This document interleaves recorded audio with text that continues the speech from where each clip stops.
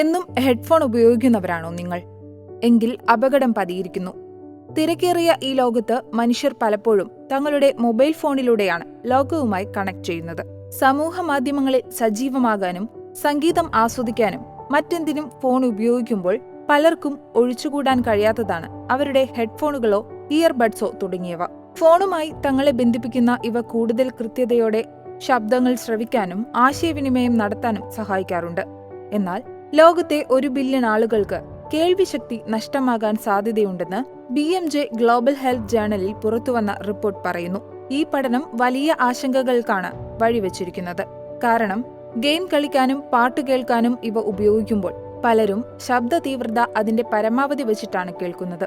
ഇത് നിങ്ങളുടെ ചെവിയുടെ സ്വാഭാവിക പ്രവർത്തനശേഷിയെ പ്രതികൂലമായി ബാധിക്കുന്നുണ്ടെന്നാണ് പഠനത്തിൽ പറയുന്നത്.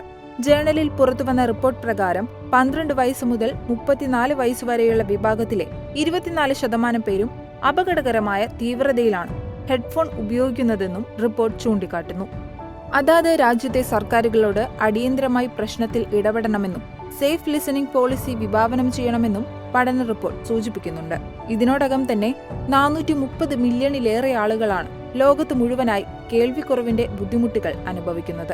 ഹെഡ്ഫോണിന്റെ തെറ്റായ ഉപയോഗ രീതി മൂലം ആ എണ്ണം ഇനിയും വർദ്ധിക്കാനിടയുണ്ട്. അങ്ങനെയെങ്കിൽ വലിയൊരു വിഭാഗം ആളുകളും നിശ്ചിത പരിധിയിൽ തന്നെ ഉണ്ടാകും. ഇത് അവരുടെ പ്രവർത്തനക്ഷമതയെ പ്രതികൂലമായി തന്നെ ബാധിച്ചേക്കാം.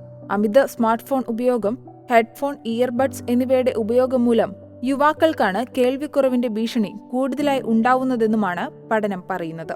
2000 മുതൽ 2021 വരെയുള്ള കാലങ്ങളിലായി യൂണിവേഴ്സിറ്റി ഓഫ് സൗത്ത് കരോലിനയിൽ 19,000 ആളുകളിലായി നടത്തിയ പഠനം പ്രകാരം 23% മുതിർന്നവരും അപകടകരമായ അളവിലുള്ള ശബ്ദം ശ്രവിക്കുന്നവരാണെന്നും 27% കുട്ടികളും ഇത്തരത്തിൽ അമിത തീവ്രതയിലുള്ള ശബ്ദം കേൾക്കുന്നവരാണെന്നും പറയുന്നു.